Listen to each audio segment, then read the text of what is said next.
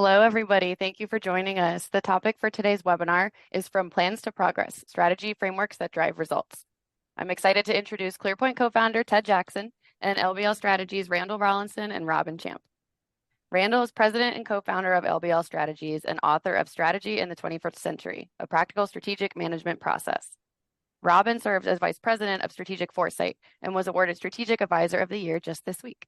So congratulations, Robin, and welcome both of you. The audience will be muted for the duration of this webinar, but we encourage you to submit any questions in the Q&A tab. So without further delay, Ted, I'll go ahead and pass things on to you.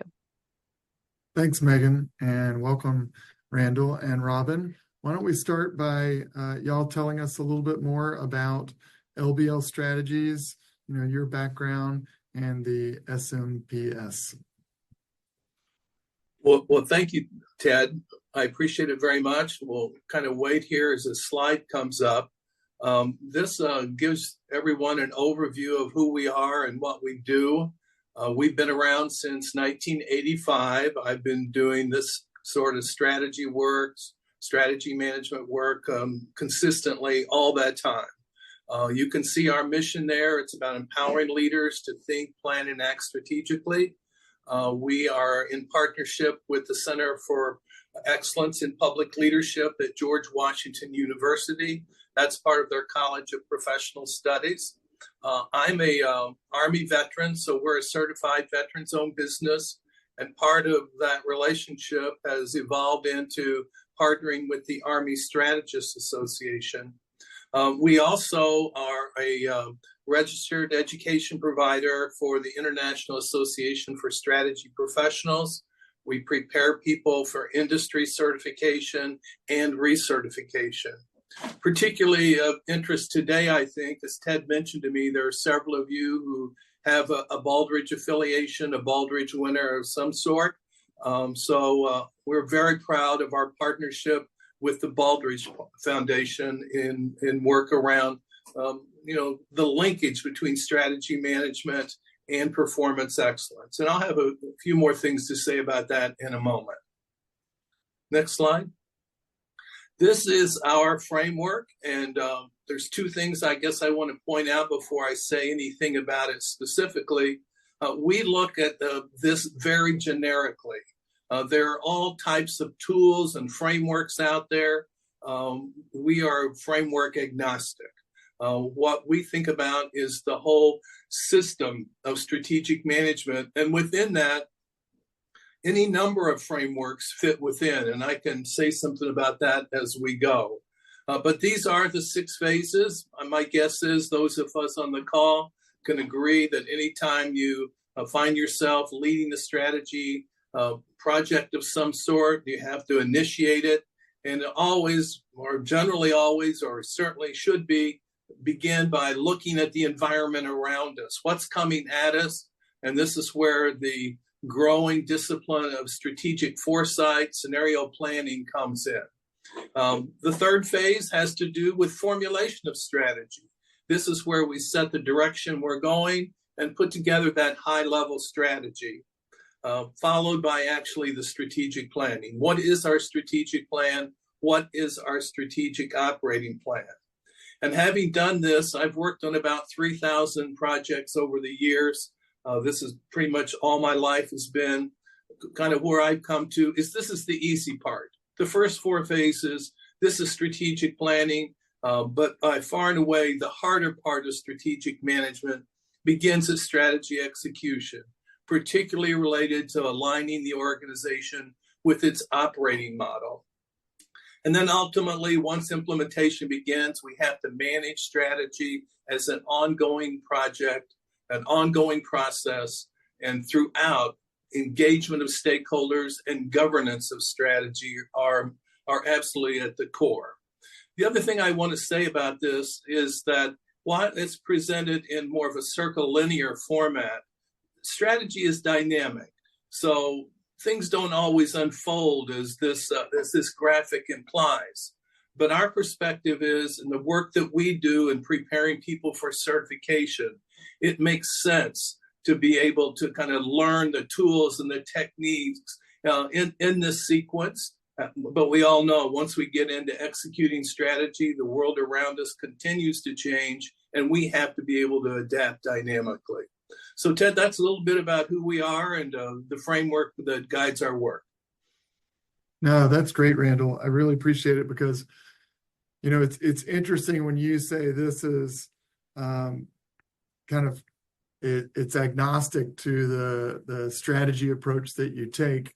I'm really interested in learning more about how you align with other strategy frameworks, because over at ClearPoint, we also say like our software is pretty agnostic as to whether you're using the balanced scorecard or OKRs or another approach like that.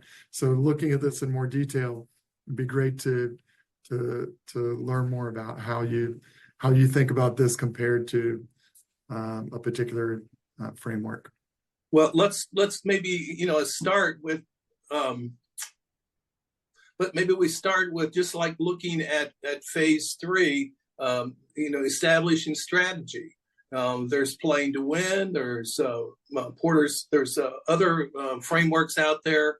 Ansof's grid that fit within establishing strategy. So whichever framework an organization chooses to use, that's fine. But it's something that after we know where we're going, we have to establish a strategy. When we talk about OKRs and balanced scorecard, those are options for within the strategic operating plan. That in terms of how we look at all this. So frameworks can fit wherever they may. What we've done and what I'm most proud of after almost 40 years now going down this path is that we have looked at this generic approach to strategy management. We have just finished writing the second edition of our textbook, which mirrors this framework. But we went a step or two further. We've also aligned it with the Baldrige Performance Excellence Framework. They're really two sides of the same coin. Baldrige is the nation's quality standard. It's non-prescriptive, whereas strategy management is more semi-prescriptive. And I'll talk a little bit more about these linkages as we go. But we've also aligned our course, our textbook, our consulting practice with the IASP competency model. If you think of certification, there are really two parts to it. What is it they're able to do? Those are the competencies that we need to have as strategy professionals. And then what is it that we need to know as a strategy professional? And that's the IASP body of knowledge. I've been involved. I was kind of the co-author of BOK 2.0, and we were major contributors to BOK 3.0. So we've aligned all of this, our course, our book, with all three of these other frameworks. It's actually pretty interesting because I also heard you kind of catch yourself a little bit when talking about some of the other frameworks, because it's like if you think about balanced scorecard, it's applying to the execution piece of it and how you might organize it. But like Porter's 5 forces might go more into the assessment piece of it. And some people have even come to us saying that, a SWOT analysis is a type of framework. And it's like, it is a framework, but it's not the framework you would use to manage your strategy. It might be the framework you would use to develop or assess your strategy. I'm not sure how often you all run into that at LBL, people trying to pigeonhole different frameworks into maybe even the wrong place. Well, absolutely. When we look at the external environment, certainly we can use Porter's 5 forces. The strategy canvas is a great diagnostic tool, not only a strategy setting tool that would fit more into phase 3, but yes, depending on the context you're operating in, depending on the priorities of the organization, there are many pieces that can be used in various parts. And there's just a wealth of frameworks out there. And again, you use the framework that fits the context. Right. Excellent. Well, I think I mentioned to you kind of leading up to this webinar is that a lot of the local governments we work with have received the Baldrige Award, and a lot of other ones are very curious about, how they would get involved or how it works related to kind of managing or executing strategies. So tell me, let's dig a little deeper into that and talk about, where Baldrige and your performance management system, your SMPS kind of interact. Okay, great.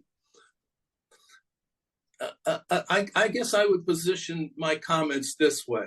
Strategy management is one side of the coin. Performance excellence is the other side of the coin. However, the two, in order for there to be synergy between the two, there has to be a place where they intersect.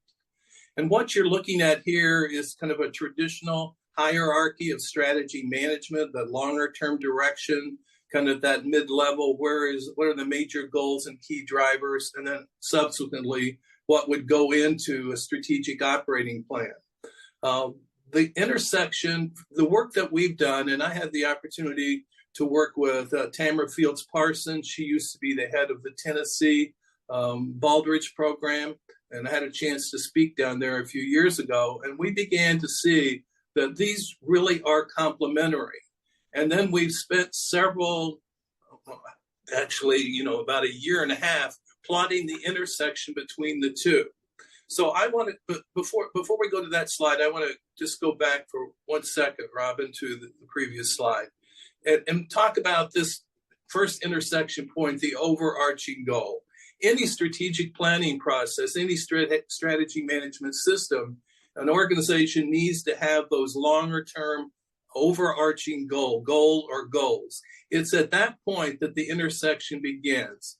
Here's where we, from a performance excellence point of view, once you know what the goal is, from a performance excellence perspective, the question becomes, well, what's the major change that has to take place in order for that goal to take place?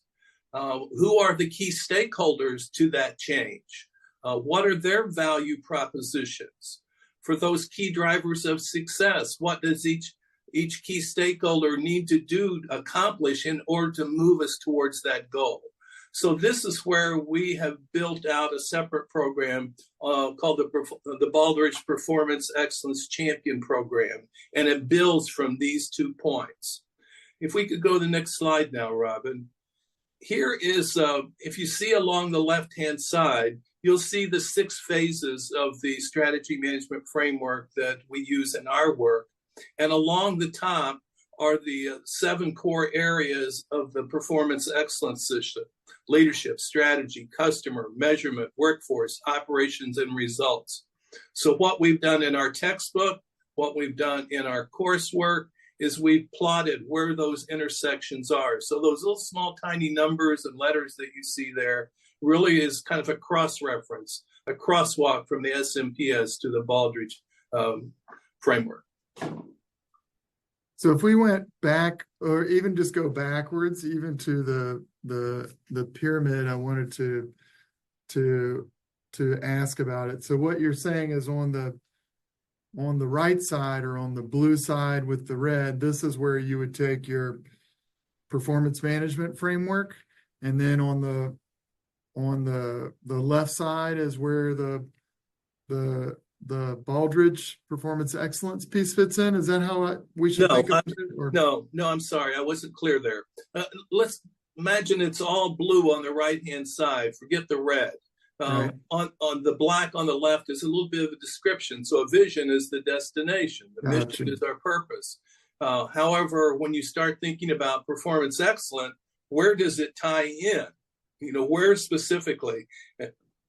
And we're making the argument, once the organization knows its overarching goal and goals, once it knows what the key drivers of success are, that's where Baldrige really can help us by starting to understand the change.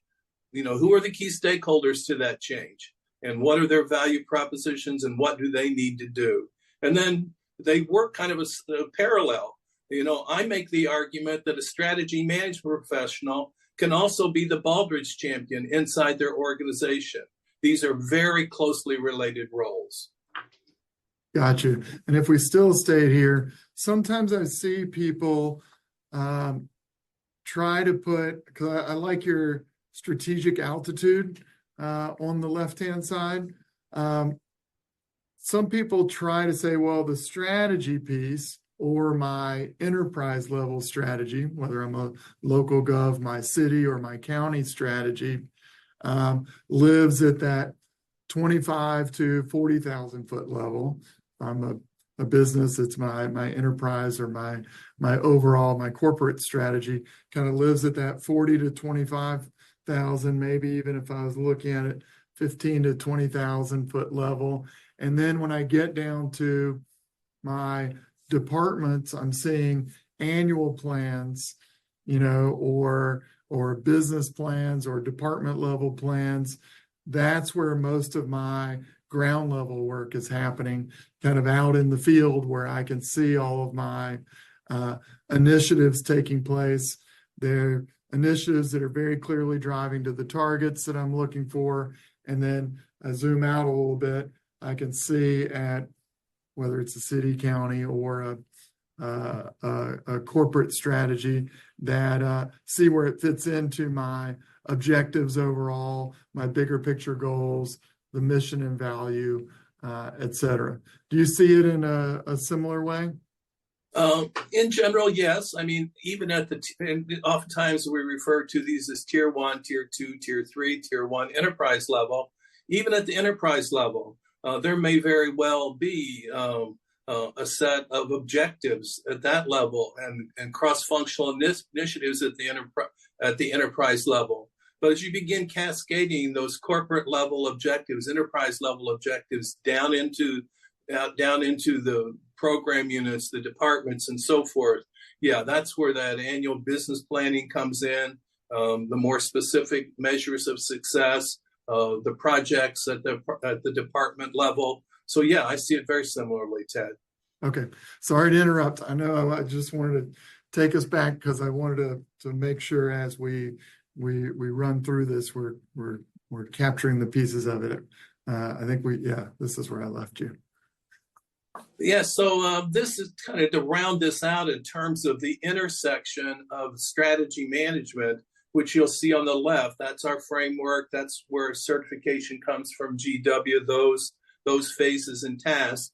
You can see how they match up with the competencies, the skills that strategy professionals need to be able to bring forward to their client. And then the far column, the IASP BOK, how it matches up with the knowledge section. So we've taken very careful effort to make sure that there's a crosswalk between all of these. As best as I know, nothing like this has ever been done. So we're very proud of this, Ted. No, it's really nice, and it should let anyone who's in the strategy management space also realize, almost by the transitive property, I guess, that IASP and Baldrige are also kind of tightly linked, and your framework can match them together. So if you're thinking, okay, I'm doing Baldrige, the IASP is really important because it'll give you skills, like that body of knowledge will also map over to that Baldrige body of knowledge. Well, in the end, Baldrige are the criteria that we want to meet if we want to be excellent. It's non-prescriptive, whereas strategy management is more process-driven. It's more semi-prescriptive. So one is, what do we want to accomplish? And the other one is more about what's the process we go through to be excellent. No, great. So over here at ClearPoint, we're a software company. You've been talking about bodies of knowledge and your framework. Where do you see software in general interacting in the strategy world overall, and how's it evolved over your career? Well, early on in my career in the 90s, I was in the software business and developed a couple tools, lost a whole lot of money, I have to admit that. But historically, I think the way it has been is strategy software plays primarily in phases 5 and 6, more related to the execution of the strategy, the measurement of the strategy. But now that we're in the discipline, or not the discipline, but the era of generative AI, I see many intersection points for how software that incorporates AI into it. And Yeah. Robin, is that you? Yes, I'm sorry. Go ahead, Randy. I was just going to point out, particularly related to the environmental analysis piece, building out the operating plan, and then phases 5 and 6. So, Robin, let me turn it to you. You know all about this. I am a big fan of strategy software. When I was still a customer in the US government, I made sure that I budgeted to have strategy software in my suite of tools while I managed strategy both at the Defense Department and at Secret Service. I had one employee before we had the software, we were using PowerPoint and Excel, and I had one employee count. He had to manually insert 2,000 hyperlinks into our PowerPoint deck to brief our senior leaders. And that was part of our justification for obtaining strategy software. So definitely an indispensable tool. We ran all of our senior leader meetings using strategy software. So I am absolutely a big fan and cannot stress how important it is to be able to manage your strategy effectively is to have strategy management software. Yeah, and Robin, we even built our business off of that pain of PowerPoint and Excel. And Randall, just like what you were saying, is we're actually seeing our software become more, obviously, ClearPoint fits directly into phases 5 and 6, but we're seeing, at one level, going deeper into phases 3 and 4, being able to leverage models to be able to build your strategy, whether it's using an OKR framework or a balanced scorecard framework, or any of more than a dozen frameworks that we support, just with prompts, and still being able to put in your BHAGs and your other goals to just help you think through that process. And then even more backing into phase 2, or sometimes I would even say going around your wheel back into phase 2 as you think about getting external foresight or insight or doing a SWOT analysis. We have started taking, a strategy report at the end of the quarter that you might conduct in an in-person meeting, but with software supporting that, taking the output of that and letting software help you do a SWOT analysis or a pest or pestle analysis, or other ways just to leverage it to help you also think through your ability to meet your goals next year based on your previous results. Sometimes the humans in charge of making those decisions can be too optimistic or too pessimistic, and a larger model can look at your data and say, if you continue in this route, maybe your targets should be in this area, and just give you some more objective ways to think about it. We're all on a big learning curve here. The world has changed. It's changed forever with AI. So I guess kind of where we are, and our guidance to the folks we work with is we've all got to get on this learning curve, figure out how to use these tools to do good, because God knows the world needs it right now. Well, Robin, I'm going to jump over to you because you lead the IASP Community of Practice for Government. And we have a lot of local government clients, a lot of cities, counties, and state agencies, and wanted to give you the opportunity to talk a little bit more about that and how it works and how people can build their body of knowledge, through y'all's expertise. Absolutely. So I is the International Association for Strategy Professionals.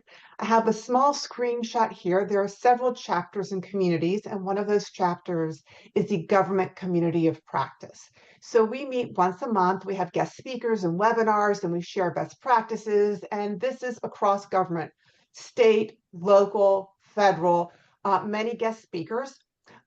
You generally have to be a member to attend, or you can pay a small fee. However, if you have a .gov email address, meaning you are a government employee, we have approval to offer up to 2 webinars for free if you would like to attend. And folks can contact me Our upcoming speakers, January 9th is Dr. Aaron Bazin.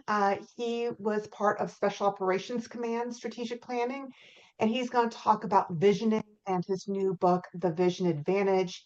In February, the co-chair of the Government Community of Practice, Nikki Gomez-Whaley, she works in the Arizona Governor's Office. She's going to talk about their strategic planning specifically as it relates to people-centered government and how they're engaging with communities and developing their strategy. And then, of course, Ted, we're happy to have you coming up on March 6th. So if anyone has questions, they want the code, if you're a .gov, to get into any of these for free, please reach out to me. I'll have my email address at the end, and I'm happy to talk to you about the Government Community of Practice or IASP in general. Okay, excellent. I'm looking forward to participating in it. I know it's a group that is that's very committed, and there are always some good deep questions, you know, in the little bit that I've been able to participate so far. So let's talk a little bit about, I know we only have like a couple of minutes left. Let's talk about certification and how it works, and why would someone, you know, who's doing strategy in their organization want to or even need to get certified? Yeah, so IASP has 2 levels of certification, a strategy planning professional, SPP, or a strategy management professional, SMP.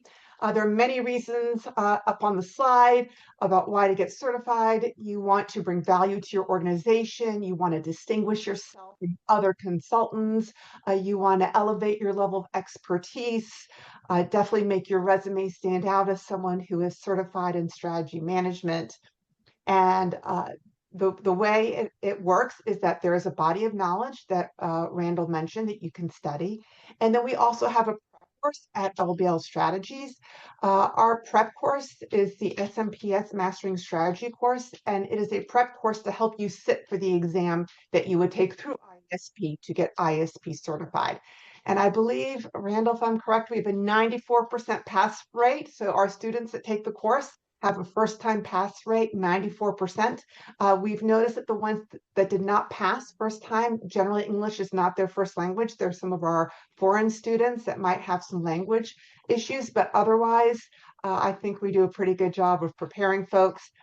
And we also have a second course, as Randall mentioned, in phase 2, we have a deep dive into foresight. Both of our programs are affiliated with George Washington University, the Center for Excellence in Public Leadership. You can get a certificate from them, as well as the Baldrige Foundation. And I know we're running short on time, but if anyone wants to reach out to me or Randall, we have our contact information on this slide, and we're happy to get you information on this or IASP or Baldrige or any of the questions that we can't address today. Okay, awesome. Robin, we did have a question come in about the community of practice. Is if you're outside of the United States, let's say Canada, could you still join the community of practice? Is something like that open and available? Absolutely. IASP is global, so we have many, many countries involved in IASP, so yes. Okay, awesome.